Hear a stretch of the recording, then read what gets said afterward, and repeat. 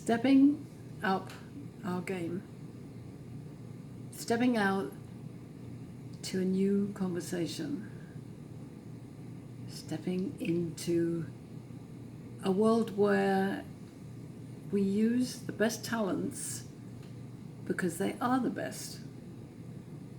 And it doesn't actually matter where that person has come from, if they can actually prove themselves to be tuned into the role, tuned into the talent needed, and most important is being able to work together.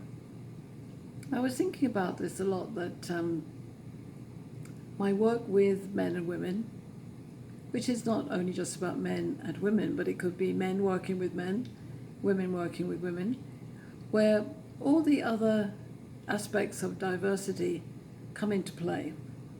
So it might be different generations working together, might be different cultures working together, it might be an acquisition and merger where two companies come together because their products are aligned, but their cultures are not. How do we create that relationship harmony in a business environment?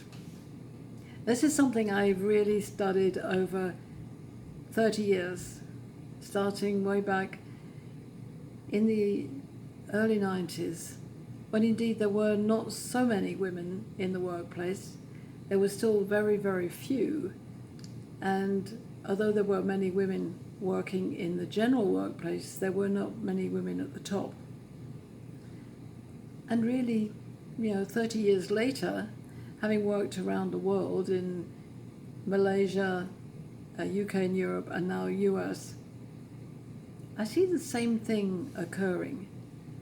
And I think we need a new strategy for how we work together.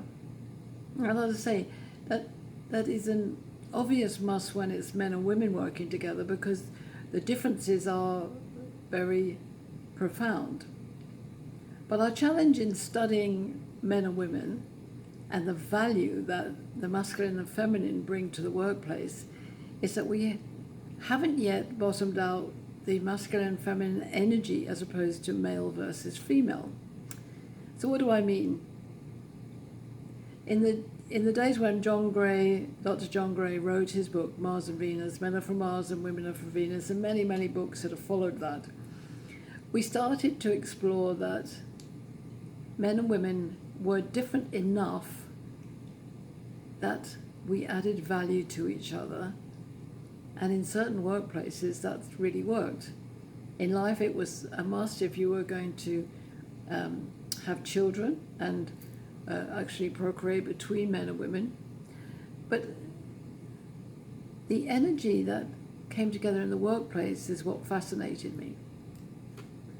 The men and women are different, and now we know that. And even so, we still haven't got that working fantastically.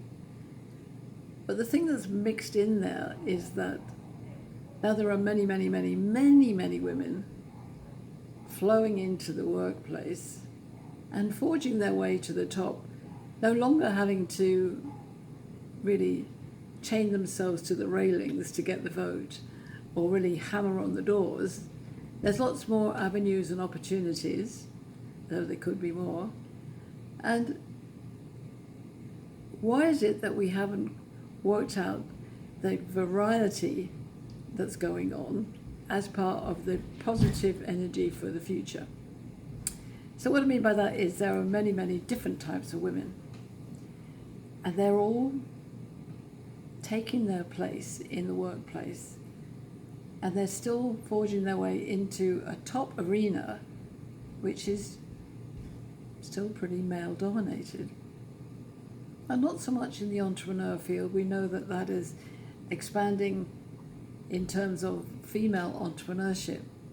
But in the corporate world, in the corporate America, as in corporate UK and Europe and the rest of the world, is predominantly led by men.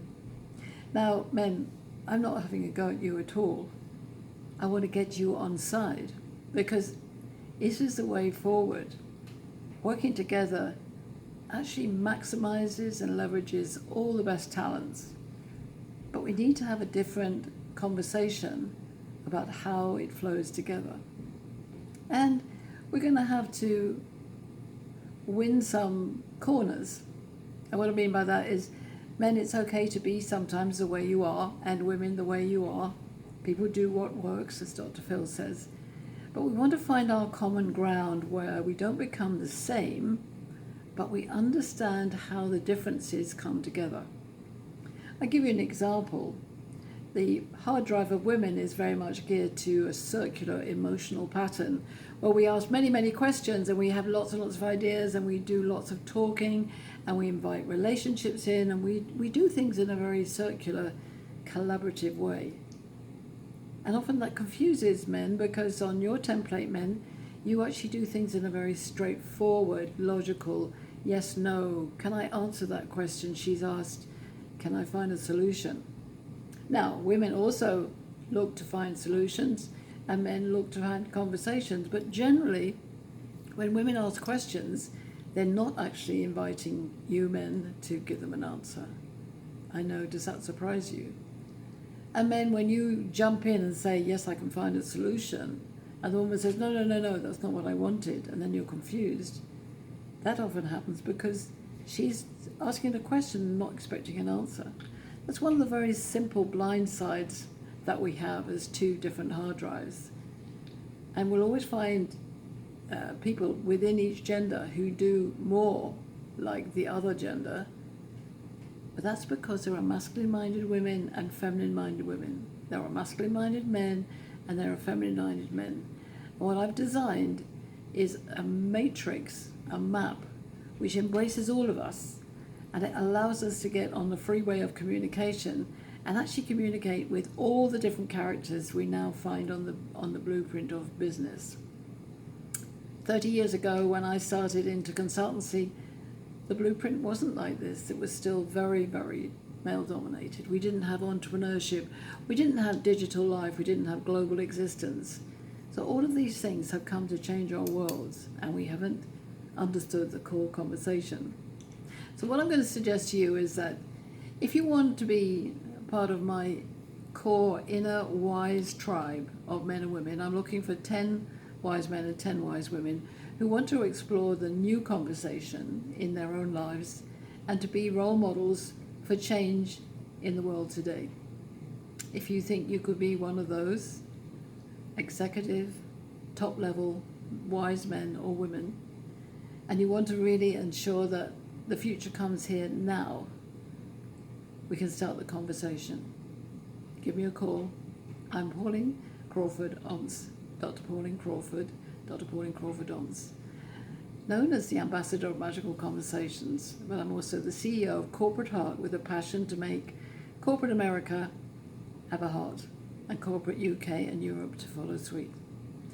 So if you're in the US right now or in the UK, I will create a tribe in both continents, and let's take this world to the next level.